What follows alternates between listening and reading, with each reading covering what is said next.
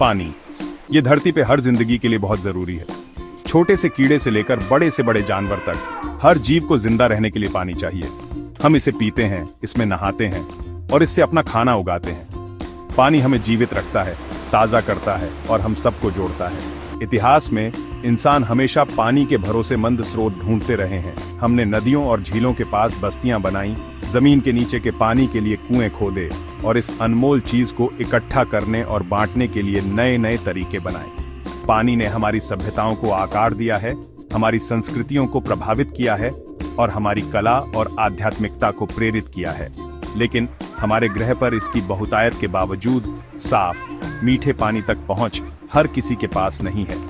जैसे जैसे हमारी दुनिया की आबादी बढ़ रही है और जलवायु बदल रही है, पानी की मांग बढ़ती जा रही है, जिससे अभूतपूर्व चुनौतियां पैदा हो रही हैं। पानी के प्रबंधन के इतिहास और आज विकसित किए जा रहे नए उपायों को समझना आने वाली पीढ़ियों के लिए पानी के सुरक्षित भविष्य को सुनिश्चित करने के लिए बहुत महत्वपूर्ण है। सभ्यता की शुरुआत से ही इंसान पानी के संसाधनों का प्रबंधन करने के नए नए तरीके ढूंढते रहे हैं। शुरुआती मानव बस्तियां अक्सर नदियों और झीलों के पास होती थीं, जो पीने, सिंचाई और परिवहन के लिए पानी की प्राकृतिक बहुतायत का फायदा उठाती थीं। लेकिन जैसे जैसे समुदाय बढ़े और पानी की जरूरत भी बढ़ी, लोगों ने पानी इकट्ठा करने, स्टोर करने और बांटने के लिए नए तरीके विकसित करना शुरू कर दिया। ये शुरुआती जल प्रबंधन प्रणालियां न केवल प्रैक्टिकल थीं, बल्कि हमारे पूर्वजों की इंजेन्युइटी और रिसोर्सफुलनेस को भी दर्शाती थीं। ये प्राचीन जल प्रबंधन चुनौतियों से पार पाने की इंसानी भावना का प्रमाण है और पानी और सभ्यताओं के विकास के बीच गहरे संबंध को उजागर करते हैं। सिंधु घाटी सभ्यता, जो आज के भारत और पाकिस्तान में लगभग 3000 ईसा पूर्व फली फूली, पानी के बेहतरीन प्रबंधन का एक उल्लेखनीय उदाहरण है। इस उन्नत सभ्यता ने एलैबोरेट ड्रेनेज सिस्टम्स, कुओं और यहां तक कि सार्वजनिक स्नानागारों के साथ जटिल शहरी नियोजन विकसित किया, जो स्वच्छता और हाइजीन के बारे में उनकी समझ को दर्शाता है। दुनिया भर में रोमनों और मिस्रवासियों जैसी अन्य प्राचीन सभ्यताओं ने भी जल प्रबंधन तकनीकों में महारत हासिल की। रोमन अपने एक्वेडक्ट्स के लिए प्रसिद्ध थे, विशाल संरचनाएं जो ग्रेविटी का उपयोग करके लंबी दूरी तक पानी पहुंचाती थीं और अपने शहरों को मीठे पानी की निरंतर आपूर्ति करती थीं। नील नदी घाटी के शुष्क क्षेत्र में रहने वाले मिस्रवासी सिंचाई के लिए नील नदी की वार्षिक बाढ़ पर निर्भर थे। उन्होंने बाढ़ के पानी को नियंत्रित करने के लिए इंट्रिकेट इरिगेशन कैनाल्स और बेसिन्स का विकास किया, जिससे अच्छी फसल सुनिश्चित हुई। ये प्राचीन सभ्यताएं हमें अलग अलग वातावरणों के अनुसार ढलने, प्रकृति की शक्ति का सम्मान करने और सस्टेनेबल जल प्रबंधन की इंपॉर्टेंस के बारे में बहुमूल्य सबक सिखाती हैं। आधुनिक युग में जल प्रबंधन का पैमाना और जटिलता अभूतपूर्व स्तर पर पहुंच गई है। बड़े बांधों का निर्माण आधुनिक जल प्रबंधन की एक प्रमुख विशेषता बन गया है। संयुक्त राज्य अमेरिका में हूवर बांध और चीन में थ्री गोर्जेस बांध जैसे ये इंजीनियरिंग मार्वल्स भारी मात्रा में पानी को रोकने, विशाल क्षेत्रों के लिए सिंचाई, हाइड्रो इलेक्ट्रिक पावर और बाढ़ नियंत्रण प्रदान करने में सक्षम है। हालांकि बड़े बांधों के निर्माण से चुनौतियां भी पैदा होती हैं।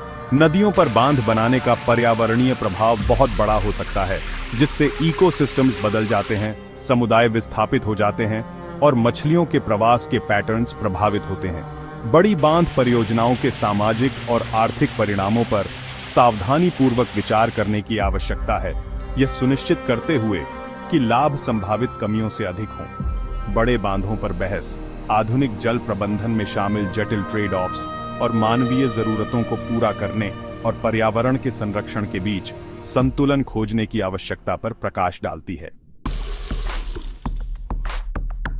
भाग 5, एक वैश्विक संकट, पानी की कमी को समझना। जल प्रबंधन में प्रगति के बावजूद आज दुनिया एक अभूतपूर्व जल संकट का सामना कर रही है। बढ़ती वैश्विक जनसंख्या, इंडस्ट्रियलाइजेशन, कृषि और जलवायु परिवर्तन के साथ हमारे मीठे पानी के संसाधनों पर भारी दबाव डाला है। संयुक्त राष्ट्र के अनुसार वर्तमान में 2 अरब से अधिक लोगों के पास पीने के सुरक्षित पानी तक पहुंच नहीं है और आने वाले दशकों में इस संख्या के बढ़ने का अनुमान है। पानी की कमी के गंभीर परिणाम होते हैं, जिससे भोजन की कमी, स्वास्थ्य समस्याएं, आर्थिक अस्थिरता और सामाजिक अशांति पैदा होती है। वैश्विक जल संकट से निपटने के लिए एक बहुआयामी दृष्टिकोण की आवश्यकता है, जिसमें सस्टेनेबल जल प्रबंधन, तकनीकी नवाचार और अंतर्राष्ट्रीय सहयोग शामिल हैं। भाग 6 नए उपाय, भविष्य की प्यास बुझाना। जैसे जैसे पारंपरिक जल स्रोत कम होते जा रहे हैं, वैज्ञानिक और इंजीनियर मीठे पानी की बढ़ती मांग को पूरा करने के लिए नए उपाय विकसित कर रहे हैं। ये आधुनिक तकनीकें 21वीं सदी और उसके बाद में जल सुरक्षा सुनिश्चित करने के लिए आशाजनक रास्ते प्रदान करती हैं। ऐसा ही एक नवाचार है रेन वाटर हार्वेस्टिंग, वर्षा जल को इकट्ठा करने और भंडारण करने का एक सरल लेकिन प्रभावी तरीका, सिंचाई से लेकर घरेलू उपयोग तक विभिन्न उद्देश्यों के लिए। यह तकनीक शुष्क और अर्ध शुष्क क्षेत्रों में विशेष रूप से फायदेमंद है, जहां वर्षा कम और अप्रत्याशित होती है। अनुसंधान का एक और आशाजनक क्षेत्र वाटर एफिशिएंट टेक्नोलॉजीज के क्षेत्र में है। ऐसे उपकरण, औद्योगिक प्रक्रियाएं और कृषि पद्धतियां विकसित करके जो पानी का अधिक कुशलता से उपयोग करती हैं, हम अपने संपूर्ण वाटर फुटप्रिंट को काफी कम कर सकते हैं। भाग 7 डिसैलिनेशन, खारे पानी को मीठे पानी में बदलना। मीठा पानी बनाने के लिए समुद्री जल से नमक और अन्य अशुद्धियों को दूर करने की प्रक्रिया डिसैलिनेशन पानी की कमी का सामना कर रहे तटीय क्षेत्रों के लिए एक व्यवहार्य विकल्प के रूप में उभरी है। दुनिया की 2/3 आबादी तट से 100 किलोमीटर के दायरे में रहती है। डिसैलिनेशन मीठे पानी का एक संभावित विशाल और अप्रयुक्त स्रोत प्रदान करता। हालांकि हाल के वर्षों में डिसैलिनेशन टेक्नोलॉजीज में काफी प्रगति हुई है, जिससे यह प्रक्रिया अधिक कुशल और सस्ती हो गई है। फिर भी चुनौतियां बनी हुई हैं। डिसैलिनेशन के लिए ऊर्जा की आवश्यकताएं अधिक हो सकती हैं और समुद्र में वापस कंसंट्रेटेड ब्राइन के निर्वहन के पर्यावरणीय प्रभाव पर सावधानीपूर्वक प्रबंधन की आवश्यकता है। इन चुनौतियों के बावजूद डिसैलिनेशन वैश्विक मीठे पानी की मांगों को पूरा करने में एक महत्वपूर्ण भूमिका निभाने की उम्मीद है, खासकर जब पारंपरिक जल स्रोत कम होते जा रहे हैं। भाग 8 तकनीक से परे, संरक्षण का महत्व।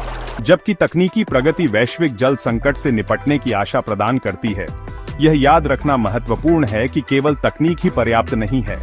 एक सस्टेनेबल जल भविष्य सुनिश्चित करने के हमारे प्रयासों में जल संरक्षण सबसे आगे होना चाहिए। हमारी दैनिक आदतों में साधारण बदलाव से बहुत बड़ा बदलाव आ सकता है। लीकी फॉसेट्स की मरम्मत करके, पानी बचाने वाले उपकरणों का उपयोग करके और अपनी पानी की खपत के प्रति जागरूक रहकर हम सामूहिक रूप से अपने वाटर फुटप्रिंट को कम कर सकते हैं। इसके अलावा शिक्षा और जन जागरूकता कार्यक्रमों के माध्यम से जल संरक्षण जागरूकता को बढ़ावा देना जल जिम्मेदारी की संस्कृति को बढ़ावा देने के लिए आवश्यक है। भाग 9 निष्कर्ष, हमारी साझा जिम्मेदारी। पानी हमारे ग्रह की जीवन रेखा है, जो सभी जीवित चीजों के लिए आवश्यक है। जैसे जैसे हम पानी की कमी की बढ़ती चुनौतियों का सामना कर रहे हैं, यह जरूरी है कि हम इस अनमोल संसाधन की रक्षा के लिए सामूहिक और निर्णायक रूप से कार्य करें। अपने पूर्वजों की इंजेन्युइटी से सीखकर, नए समाधानों को अपनाकर और जिम्मेदारीपूर्ण जल प्रबंधन को अपनाकर हम आने वाली पीढ़ियों के लिए पानी का सुरक्षित भविष्य सुनिश्चित कर सकते हैं।